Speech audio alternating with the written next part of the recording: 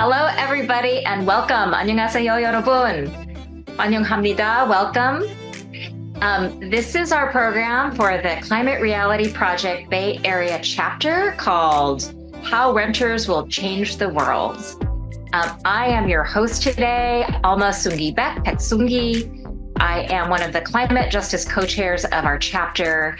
I'm going to kick off today with a land acknowledgement, and then we will get started with our speaker. Indigenous people consist of less than 5% of the world population, and yet protect 80% of the global biodiversity, according to National Geographic. In 2021, there was a pamphlet called Indigenous Resistance Against Carbon, which discussed how efforts to protect Indigenous sovereignty and treaty rights have kept billions of tons of carbon in the ground, equivalent to 1/4 the annual emissions of both the US and Canada combined. Clearly, the climate crisis would be much more severe were it not for the efforts of Indigenous peoples. So the question for us today, as with all days as climate activists and as settlers and occupiers and guests on the lands of Native peoples of the San Francisco Bay Area and around the world, what is our role, our place, and our connection to the land that we are on and the original peoples of the land? And from this perspective, I offer this acknowledgement of the land and the original peoples of the lands, the Ohlone bands of Ramaytush, Karkin, Chochenyo, Rumsen, Muwekma, Amamutsin, the Tamiya Nation, Esalen, the Coast Miwok, Bay Miwok, Sierra Miwok, Homo, Patkin, Yokut, Wapo, and many more. We have over 500 Indigenous groups in California alone and over 100 Indigenous languages. And so on that note, I am going to turn this over to our host or our speaker today, Kevin Morrison. And this is our introduction to Kevin. In a country built on dreams of home ownership, today's environmental fight is focused on homeowners who install solar on rooftops, charge EVs at home, and replace gas heaters with heat pumps. That's good stuff. Yay, homeowners. But half the US lives in rental housing. They don't own a roof or a parking space, and they seem to have little control over their own footprints. In fact, they do. So here we welcome Kevin James Morrison, a climate reality leader, longtime activist, co-chair of our events team on how renters will save the world. Kevin. Thank you, Alma. That was such a lovely introduction. Thank you for hosting me. I'm delighted to say that we have interest from all over the world and, of course, 10 states in the United States. And thank you all for your interest. The title of this talk is How Renters Will Save the World. I decided just today to put that exclamation point in the title. It seemed wrong without it. Although it depends on how much coffee I've had, this presentation will run just over 20 minutes. I'm going to cover a bit of history to set up the story. First, my history, because I want you to know where I'm coming from. I am the son of a working class family. My mom and dad met doing community theater in the 1950s. That's the two of them in the bottom right of the old newspaper photo. My father was a union worker in a print shop, and my mom was the daughter of a small family farmer, hence the picture where she's holding tomatoes.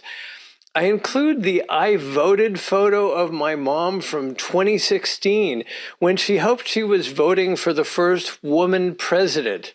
If she were here today, well, we'll get back to that. Back when my hair was brown, I was the first in our family to go to college and the first in my family to have a job which required a suit and tie. I worked for a while in staff positions at retail and financial service firms, then went freelance in 1994. Since 2016, I've worked almost exclusively with nonprofits focused on the environment, civic engagement, the arts, social justice. My job is to pay attention, to know things that will help activists and organizations in those spaces, and to communicate those things so that everyone can help, because everyone can help. Sometimes, especially in these extraordinary times, we forget that. By the way, I've been an owner, a renter, and a property manager, so I've got a certain holistic perspective that I hope will be helpful. It might be helpful because not everyone is comfortable with renting. Slightly more than half the US are not renters. For myself, I'm lucky to have had parents who lived in the first apartment building in my suburban hometown, pictured here. Maybe that's why I'm comfortable with renting and home ownership and everything in between. So thanks, Mom and Dad. But beyond anecdotes and personal history, a 2023 study found that renters feel society views them as second-class citizens. They say there's unfair stigma toward renters renting in America. They say that older generations view renters more negatively than homeowners. Certainly a common perception is that people rent only until they can own. Part of that comes from that powerful allure of the white picket fence. Here I'm going to focus on the US and on California in particular, but the general lessons are broadly applicable to wherever you live. The story of the metaphorical and sometimes real white picket fence is almost universally appealing. The idea that you and your family and your friends want a space of your own seems self-evident to most people, but in fact, single-family home ownership beyond the family farm, while it had a history among very wealthy families everywhere, it didn't become a mainstream thing until the 20th century. In fact, single-family zoning began in California in 1916, in Berkeley, of all places. It was an effort to keep black and brown people out of the white Elmwood district of Berkeley. That effort in Elmwood was so successful that today, the Elmwood district continues to have the highest percentage of white residents of any census tract in Alameda County. In 1926, 10 years after Berkeley invented single-family zoning, the Supreme Court decided that it was a legitimate use of police power for cities to ban apartment buildings. For the majority, Justice George Sutherland referred to an apartment complex as a parasite, quote, constructed in order to take advantage of the open spaces and attractive surroundings. Throughout the 1930s, Sutherland worked with 3 other like-minded justices. They struck down many of the New Deal's most progressive policies. To get around them, by 1937, President Roosevelt was ready to appoint 6 additional Supreme Court justices, bringing the total number to 15. And I know what you're probably thinking, that's not a bad idea. Speaking of the Supreme Court, just this year, Clarence Thomas signaled that he is ready to tackle rent control. He called it, quote, an important and pressing question. The California Apartment Association, along with other opponents of rent control, are poised to take advantage of his invitation. Now, if the Supreme Court invalidates rent control, that's really just declaring war on renters, which is stupid because renters mostly live in multi-unit housing, and multi-unit housing has a profoundly positive impact on our planet. Multi-unit housing, which I'm going to call multi-unit dwellings because I like the acronym of MUD, it's very earthy. MUDs are planet-friendly, which is why dense cities like Boston and New York City are among the most energy-efficient cities in the world. Suburbs are much less efficient, especially as they take up more of the environment when they grow laterally. MUDs keep population growth within pre-existing boundaries. MUDs are super energy efficient compared to single-family homes, which are open on all sides. MUDs are typically open on 1 or 2. Also, typical homes use about 100 million BTUs each year. An apartment in a complex with 2 to 4 units uses about 60 million. Apartments in a building with 5 or more units use about 40 million BTUs each year. I was an English major, but the math is easy. MUDs typically use 40 to 60% less energy per unit than a single-family home. MUDs make walkable neighborhoods. Some of you who know Beantown will recognize that, I think. With more people closer together, neighborhoods can support more amenities within a very short distance. People can often bike or walk or work close to where they live. And of course, people can accomplish most of their daily errands in the neighborhood. MUDs make public transport workable within suburbs. Single-family housing makes it nearly impossible to have cost-effective transit systems. Quite simply, more people living in a smaller area makes it easier to develop good infrastructure for public transportation. MUDs also reduce water usage and maintenance. Single-family dwellings use fossil fuels to power mowers and snow blowers and leaf blowers. They use water on individual lawns and flower beds and swimming pools, whereas MUDs need less maintenance per unit since green spaces, gardens, walkways, garages, and entries are all communal. So less water, less maintenance, and a big win for the environment. To summarize, MUDs are overall just better for the planet. They reduce urban sprawl, they boost energy efficiency, they create walkable neighborhoods, they make public transit workable, and they reduce water usage. I realize that I'm not being overly fussy, by the way, about saying multi-unit dwelling residents or tenants. I'm just shorthanding all of them under the umbrella term renters. And I realize, too, that many people own their own dwellings in multi-unit complexes. So you condo owners out there, good job. All of you who live in a multi-unit dwelling just have to go to bed and wake up there. Then you are doing more than many, many people in terms of saving the world. Of course, every single one of us can do more. It's our collective future on the line, so we've got to do more. And as Greta says, I believe that one person can make a difference. One person makes a difference when they walk, when they ride a bike, when they take public transit. But because we live in a country where the single-family house and two-car garage is the dream, only about 1 in 12 Americans live in a neighborhood where they can accomplish their errands on foot. Bikes are great, but less than 1% of people commute on bikes, and 2/3 of people don't ride a bike anytime for any reason at all.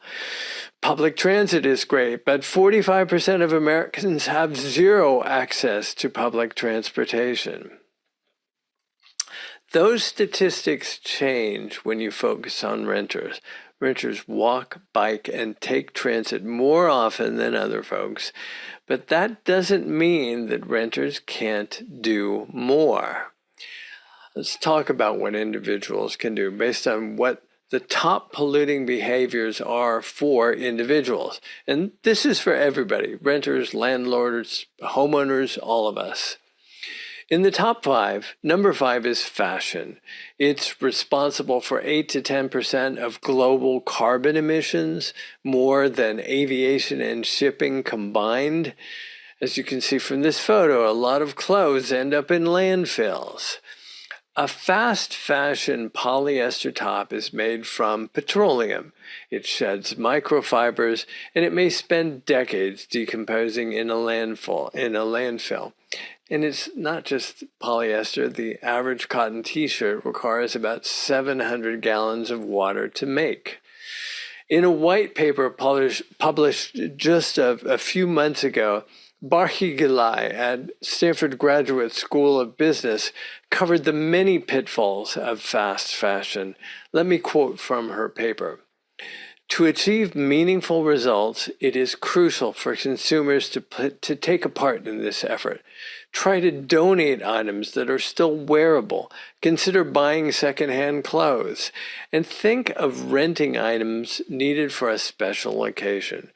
If we embrace the need for change, and if our shopping habits reflect this understanding, then we can help drive change in this industry. All right, number 4, banking. Most banks are financing the climate crisis, providing trillions of dollars to fossil fuel companies. We've known about this for years and years. This is a photo I took in 2020 at a rally organized by Sunrise. Just a few days ago, a new report on big oil and big banking showed how cozy they still are. U.S. banks are the worst. One bank alone, J.P. Morgan Chase, was the biggest financer of fossil fuels on Earth, contributing $40.8 billion in funding to fossil fuel companies in 2023. There are green banks that put $0 into dirty business. One of the best is Beneficial State Bank right here in California, co-founded by Tom Steyer and Kat Taylor. There are others too that you can find online. So put your money in green banks. All right, number 3, food and waste. This is another item we've known about for decades. Meat production causes about 14% of the total of human-based climate change. Greenhouse gases from rotted food accounts for around half of all global food system emissions. We need to eat a mostly plant-based diet with mostly zero food waste. Number 2, home heating and cooling. I know if you're a renter, the switch to heat pump-based heating and cooling isn't your choice. Getting a heat pump water heater isn't your choice. But here's the thing, you gotta know about this stuff. You gotta spread the word. There are so many ways to make heating and cooling more efficient. Because heat pumps are so much more efficient and less polluting, there are programs from the federal government to offer rebates to install heat pumps. State, regional, and local incentives are often available and stackable on top of the federal incentives. Despite things like this article in Consumer Reports, lots of people don't know that heat pumps are real and really great. Remember that old room air conditioner? Today, you can take care of both heating and cooling with room heat pumps. They provide heated air during the winter and cooled air during the summer. They're common around the world, and the U.S. is finally catching up. Again, this is where a lack of knowledge is an issue. Heat pump heating and cooling is cheaper to install and run than traditional natural gas heating alongside a dedicated air conditioning system. Builders and developers are just beginning to wake up to this. With new construction, it's a no-brainer. Why put in gas lines? Electricity does it all and does it better. In terms of retrofitting older buildings with local, regional, state, and federal incentives, it can be cheaper to go all electric. And now, number 1, transportation. For almost all of us, it's the single most harmful thing we personally do to the planet. If you don't walk, bike, or take public transit, you probably drive a car. If you drive a gas car, here in California, you can cut your personal carbon footprint in half by driving an EV. Now, let me be clear. If you don't need a new car, don't get a new car. Use your existing car until it's ready to be dismantled and recycled. But if you need a car, make sure it's an EV. Don't believe the just relentless disinformation from big oil. Versus gas cars, EVs win on every metric. The initial purchase price can be the same or lower than comparable gas cars. That article you see on screen is from last week, and I just had to throw it in. EVs are much more affordable over time than gas cars. An EV operates at the equivalent of about $1.50 per gallon. Their safety record is as good or better than any gas car. They're more reliable than any gas car. There are all kinds of EVs available, including passenger sedans, trucks, small city cars, you name it. They accelerate and brake better. In terms of availability, they are widely available from virtually every brand, And for the planet, they are without doubt far superior to any gas vehicle.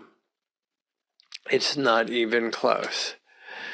Now, here, let me recognize that driving a car, any kind of car, plays into the whole mindset of the white picket fence and the two-car garage. Cars enable sprawl. They make the suburbs possible.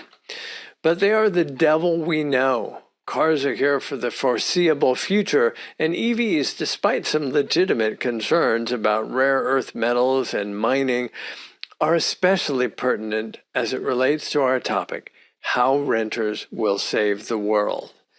EVs are so much better for the environment. We've known this for a long time. Don't take my word for it. The article on the left is from the Union of Concerned Scientists. On the right is an article from Earth Justice. I especially like the cut line on that one. Electric vehicles stack up better than combustion any which way you look at it. Yep. And here's something that Big Oil doesn't want people to know. Right to charge laws exist so that renters can charge their EVs. Even if a renter does not have a designated parking spot, renters must, by law, have access to shared parking spaces for EV charging stations. Plus, there are solutions like Orange that deliver low-cost charging to MUDs. Yeah, I get to say MUD a few more times. Instead of costing many thousands, these little solutions can bring down the cost to as little as $500 per space, and Orange will pay for the installation of the chargers. Especially if a property owner doesn't have the expertise or time or capital to make an EV charging investment, this is fantastic. It's a win-win-win, a win for the installer, a win for the owner, and a win for tenants who now have EV charging in their complex. All right, I realize we've covered a lot of ground, but I hope it makes you feel optimistic. Fashion, banking, eating, we can tackle all those challenges. Heating, cooling, and transportation, those are harder challenges, but they're getting easier all the time. Please talk about these things with your friends and family. Recent research from Yale indicates that people who are exposed to these kinds of conversations are more confident that when working together, we can affect things positively. I love this. Communication and social cues matter, especially among Republicans. Efforts to cultivate more conversations about climate change may have the added benefit of increasing perceived collective political efficacy, which is researcher talk for, hey, we can make a difference. Speaking of politics, vote. Research shows that renters are much less likely to register to vote. So look at this. If you're not registered and or you're not voting, change that behavior. We've got a big election coming up. Get out there and vote. Wherever my mom is, she will smile big when you do. And that is how renters will save the world.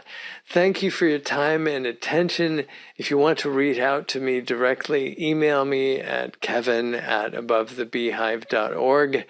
And now let's take some questions. Thank you so much, Kevin. Are there any questions? Brenna, were there any questions that were chatted to you?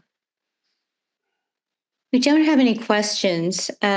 Nick mentioned that as a renter, you can also get an induction hob, which I know is something that some renters do. And there are free induction hobs that are available from many places, but also PG&E. Okay, great. We have at least 2 hands up in the gallery. And Chris, was your hand up or were you just applauding? I was just applauding. Okay, thank you for the applause. Chip. My question is, I wonder if you know anything about, once I finish electrifying my house, what is the cost to having the lateral removed? Is that going to kill me again?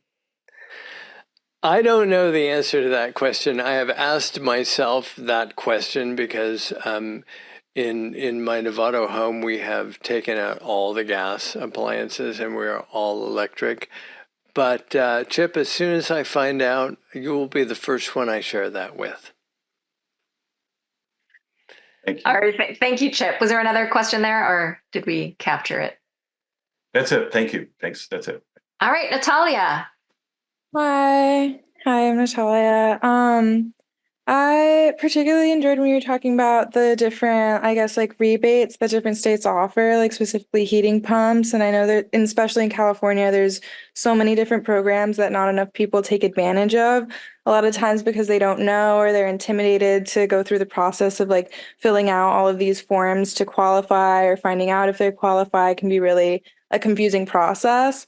So I'm kind of like wondering, like there are these programs that exist, but the next step and almost like the harder one is how do we get these renters to apply for these programs and to follow through? You know, it's funny you would ask that because Alma is at heart an organizer and is organizing a lot of action and positive movement toward getting people involved, for instance, in voting. I think that the traditional tools of community organizing are perfectly suitable to getting people on track with this initiative. The challenge is making it sound simple, because if you start talking about heat pumps technically or carefully even, or EVs for that matter, it can seem daunting and confusing and complicated, but it's not.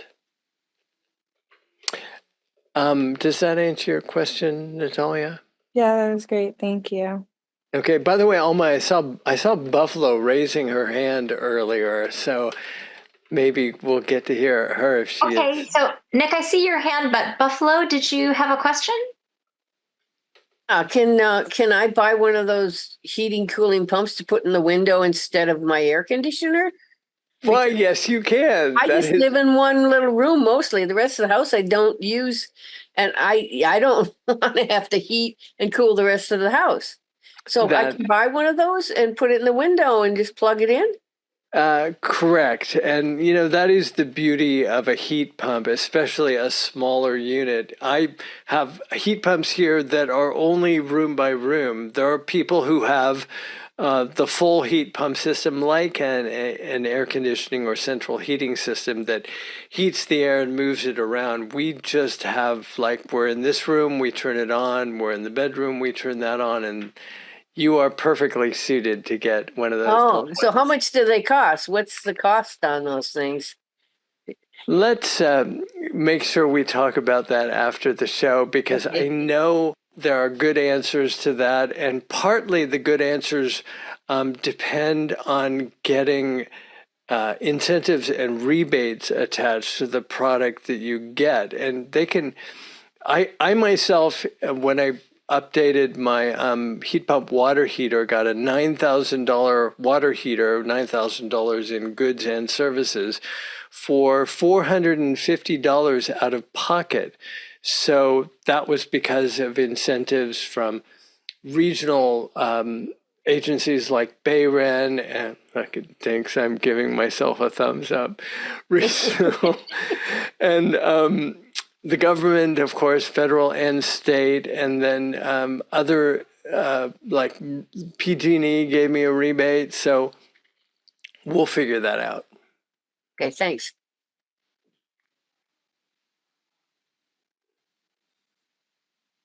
Okay, Nick, I will get to your. I just wanted to see below also that if you check out the chat, several people made suggestions for single room heat pump options, and someone said take a look at radiantcomfort.com, and there's actually a link in there. Okay, Nick, your question. Yeah, I didn't really have you. Can you hear me? Yes. Yes. Yeah, okay. I didn't really have a question, but I was going to comment on people are saying how much do I have to pay to get my gas service moved. Everyone I've known that has done this, I've known a few, basically you call up PG&E and say, hey, I don't want your gas anymore. Get your crap off my property. And they have to come out and remove it, and you stop paying. So Oh, it's not, awesome. yeah, I mean, that's what people have told me. The other thing I Well, wanted to mention is if you're sort of perplexed about, how to go about electrification, and this is maybe more for homeowners than renters, there are services like Quit Carbon that will come out and for no cost, advise, put together a whole plan for how you can go through this. Because I've been working on this for over 20 years, which has included solar too. And it's not something you're just going to do overnight. yeah. But there are services that will help you out, and they keep up to date. The rebates and Yeah, tax incentives and everything absolutely. change and are super confusing.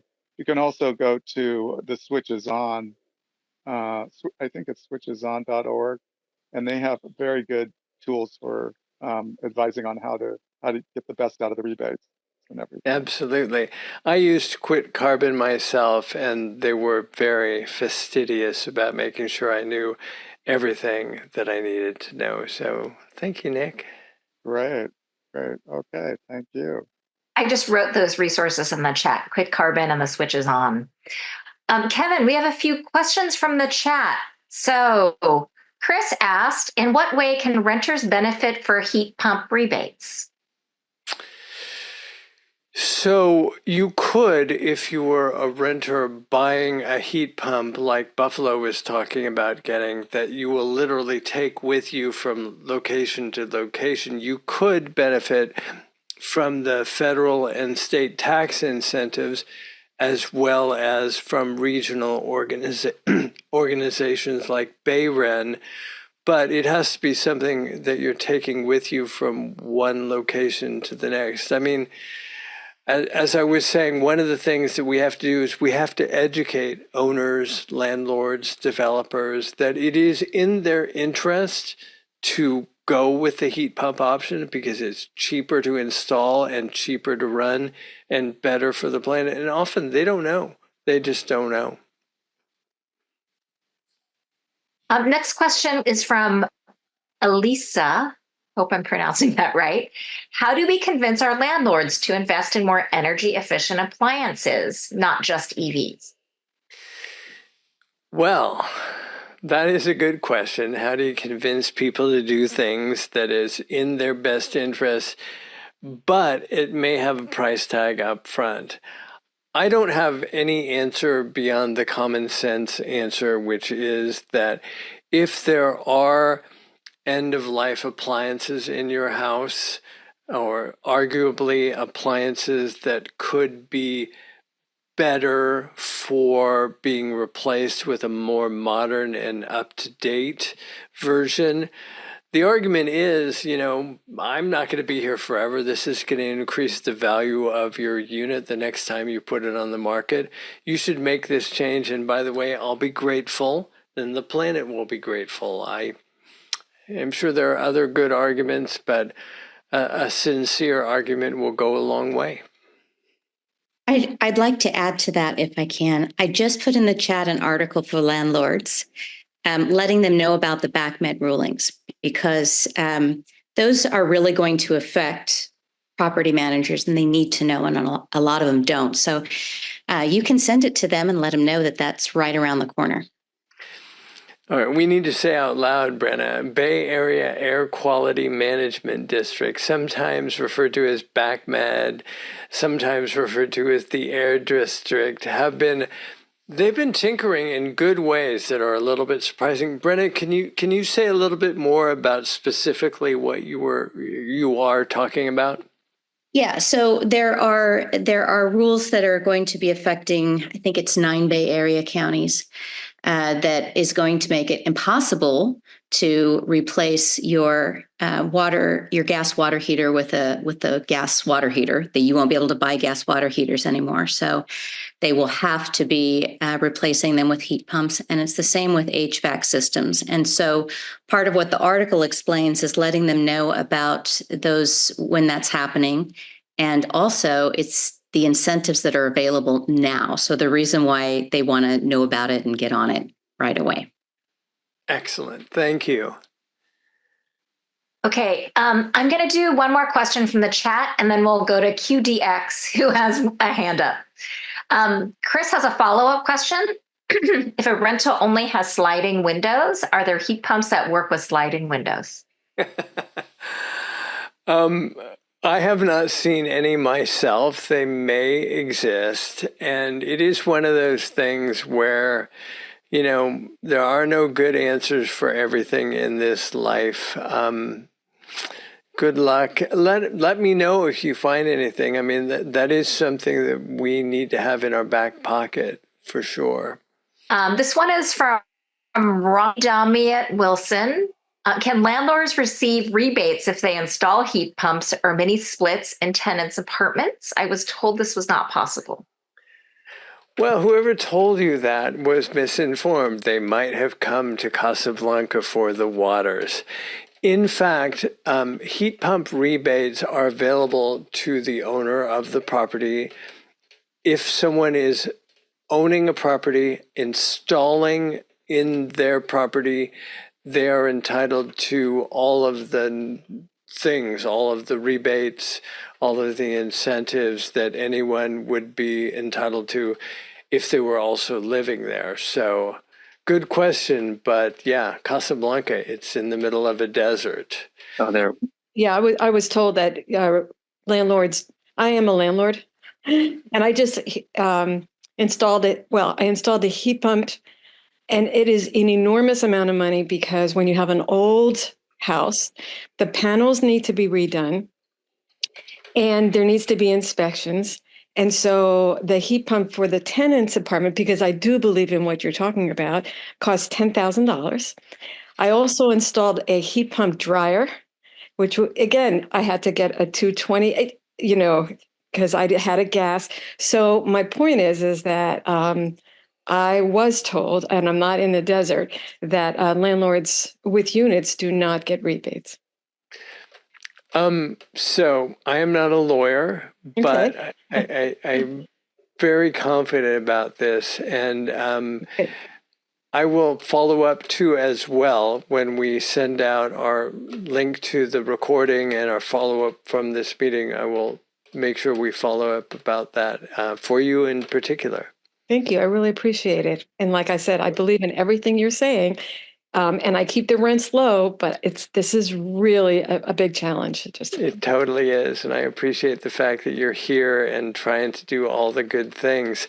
Speaking of doing all the good things, before we get to street name QDX, Alma, did you notice Wei-Tai came into the room?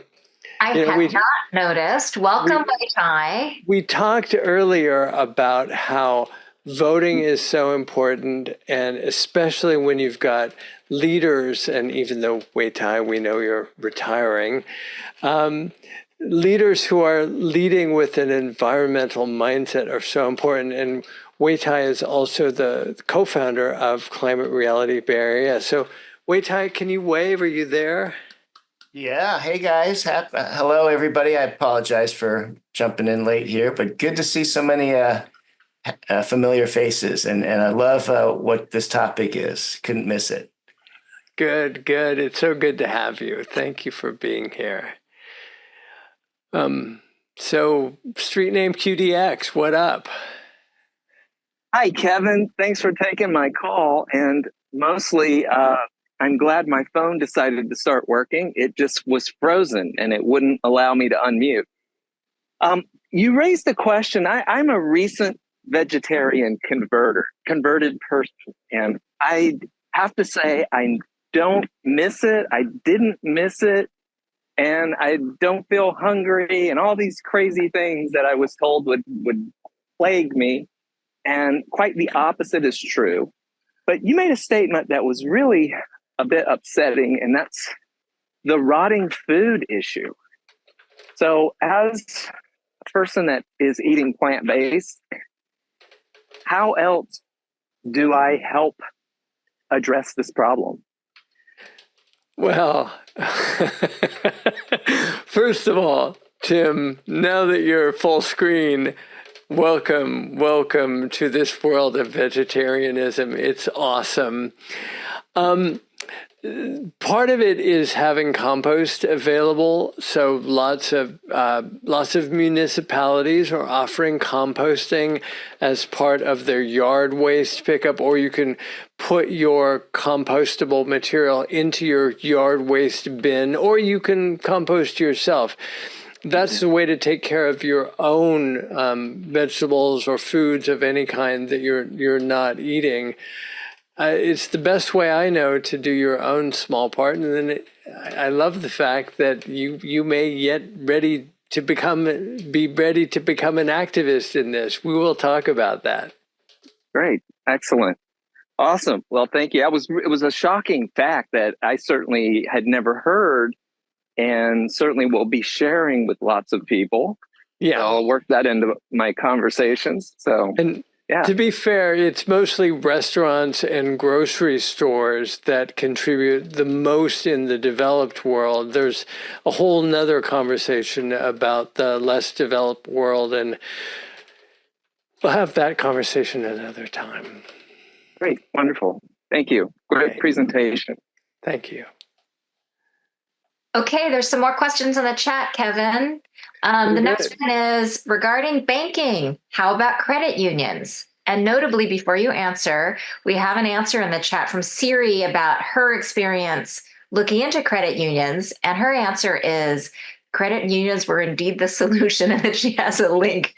But I was, curious any thoughts you have as well. Thank you. She will not be named for chiming right in there. Yes, credit unions by and large are much better than any of the big banks in terms of their green and sustainable policies. If you actually just search for sustainable bank or green bank, you'll find a whole bunch of information readily there. I did that for this presentation, and then I just put in the info about Beneficial State Bank because they do a lot of sort of social justice and food justice, as well as not being a dirty bank in any way. So I thought that was a good example.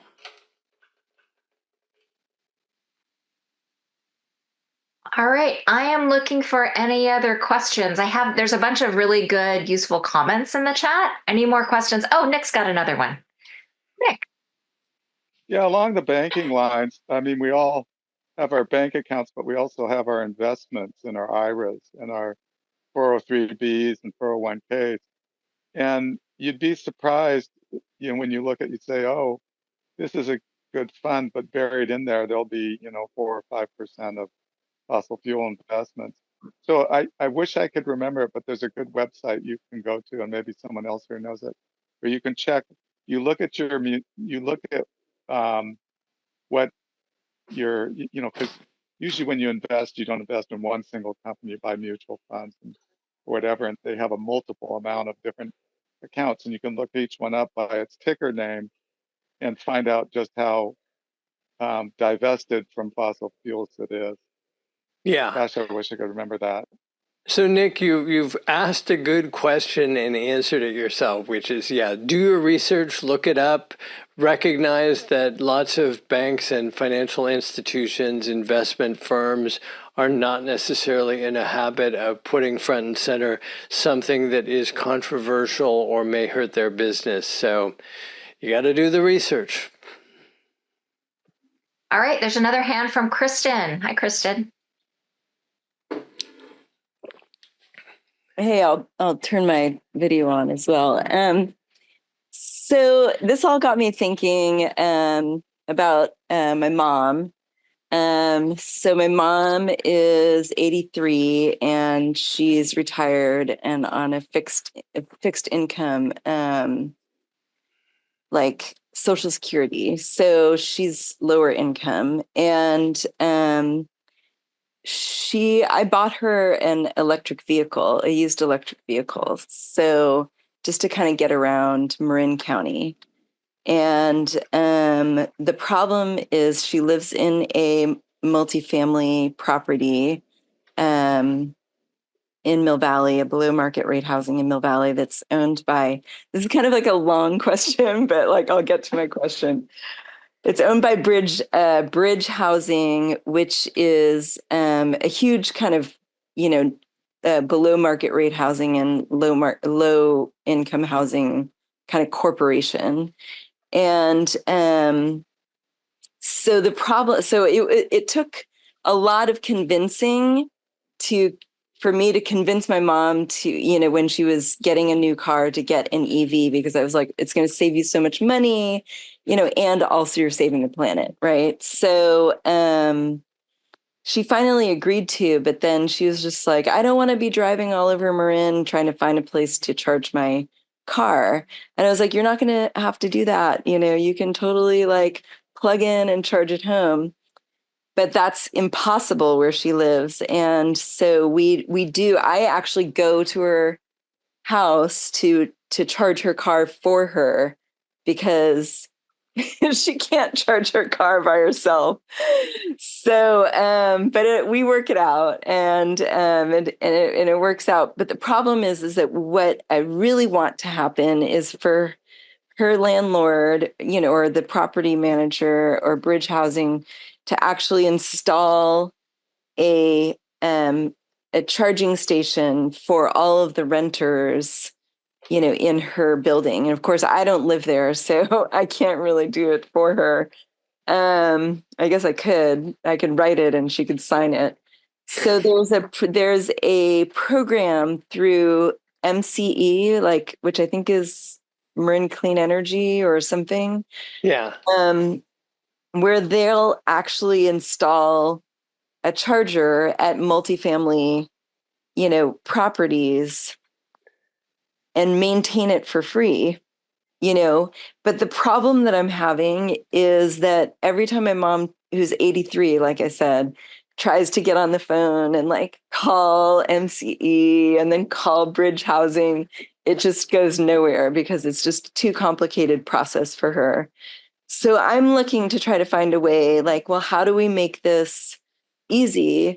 Because it's sort of a left hand and right hand not talking to each other. So MCE drops the ball because it's they're not going to try to save my mom, and my mom can't figure out how to put all of the pieces of the puzzle together. It's just low priority for her. She'd much rather have me come over and charge her car for her, and then she can go about her week. So I'm just wondering if, with your experience, do you have any advice or, ways to help somebody like my mom who can't, figure this out herself? Okay, it's a great question. It is my sweet spot since I do a lot of consulting in the EV space, especially here in Marin. Two things. One, about MCE. They are trying to do the right thing in many ways. They're not necessarily as fully equipped and efficient as they might be, or we would hope they would be today, but it's in their best interest to sell more electricity to people who are fueling their cars with electricity, so they are going to get it right. The other thing to sort of have as a stopgap thing in the back of your mind is we have dozens of EV mentors in Marin County, in Mill Valley, seniors, not so seniors, almost seniors, who can help out someone, in this particular instance, your mom. That's a great opportunity to expand the network beyond her daughter, Kristen, to help out. So maybe we can connect afterwards. And before we say goodbye, Kristen, and by the way, did that answer your question? Well, I'm going to hit you up and Yes. Maybe you can help mentor me and my mom, or find a community to do that, because that's the only way to do it. It's if we can't get water out of the well, somebody's got to help us get water out of the well. Mm-hmm. What I'm going to say before I forget is Kristen has an amazing film that is fundraising called The Invisible Mammal. And, Kristen, I can't wait for that to have its fundraising opportunity in Marin and another. Well, I'll talk to you about that too. Okay, good. Yay. Thank you. Thank you. And sorry, Alma, I hijacked all that. No, that was perfect. There is a response to Kristen by Wei-Tai Kwok in the chat. One approach for multifamily senior housing, instead of pushing for a 240 volt level 2 solution, try for a 120 volt regular plug, which is usually good enough for seniors. 10 hours of level 1 equals 40 miles of range. Nice. That is true. Thank you, Wei-Tai. There was another lovely plug in here. We're in the last 7 minutes of our time together. Elisa mentioned that our CRBA podcast, Everyday Climate Champions, recently had an episode that she hosted on plant-based diets and climate change. So check that out. I think you can find it through our CRBA website. Yes, and I'm going to just chime in here. My name is Alyssa, and yes, it's the Everyday Climate Champions, which was something initiative out of this group, and you can find it on the site as well in Spotify and Apple Play and all your other favorite music. And there is the link in the chat too for the one on the web, but you can find it where you can find podcasts. Thank you, Alyssa. Yay. Kevin, I actually have a question for you on this topic, if I may. It's related to Kristen's last question, but it's kind of a general question around I would love to get this information out to kind of my networks of people. We are very connected with lots of people who are renters in all different counties in the Bay Area. And I know that this recording is going to become available, just like all of our recordings for all of our events.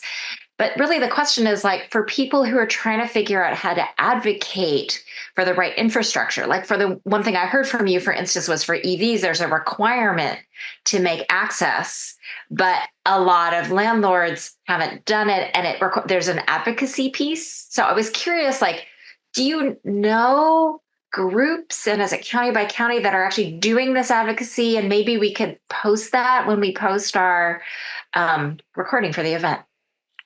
Yes, and yes. Are you creating work for me, Alma? Because it seems to me like you might be.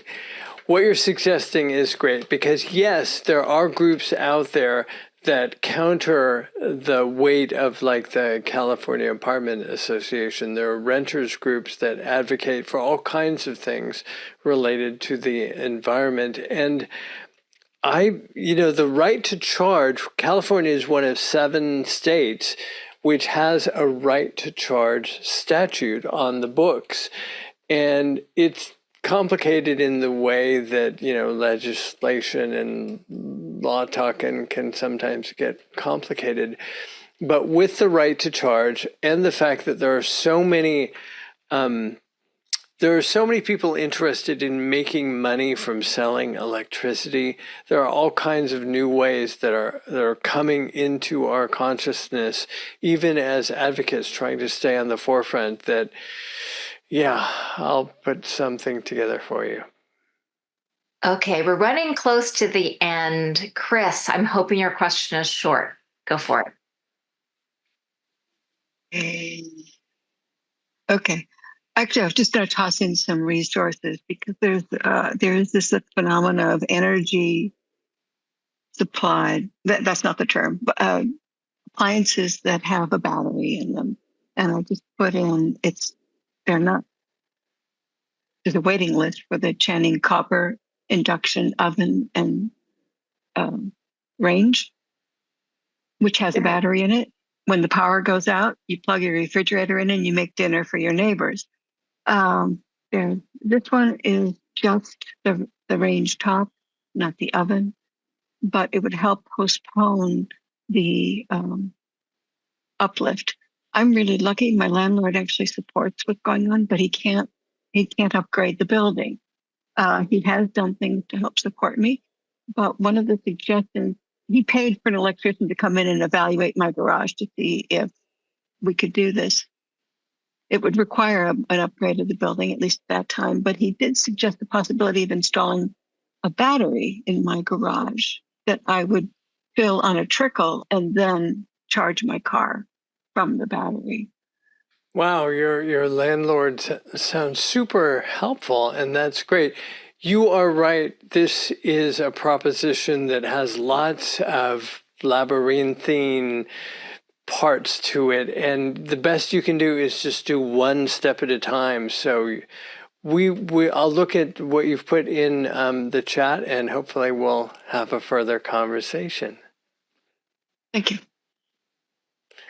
And thank you, Alma.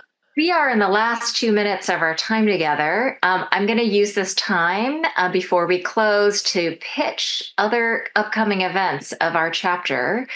I'm hosting a monthly listening circle on voter engagement. We meet the second Thursday of the month. We just met last week, I think, on Thursday, and we're going to be meeting again in August, September, and October. It is an open group. You are welcome to come. You're welcome to bring people. We just share what we're trying and thinking, our hopes and our discouragements, our successes and our frustrations. So if you're looking for a community of people to check in with about the stuff that we're trying around voting and voter engagement, please come. We'll be meeting again in August. This program is going to be available in recording form on our YouTube channel, and you can also get to it through the tab on our events at the top, where you can pull down and go to past events and see this event. And we will also, Kevin, right, let you know if you sign up for this when that recording is available. Does that sound right? That's right. Any final words from you, Kevin, before we wrap? Just remember, voting is super important and talking is super important. We got to talk about all this stuff and make sure people know that this isn't just a bunch of lunatics. Well, in my case, it might be true. It's the right thing to do. Cheaper, better, faster. We got to talk about that more. On that note, thank you for coming. 감사합니다. Please sign up and become a member if you haven't to get notices of future events. We're very, very glad you came. Keep talking. Go out there and vote. Take care.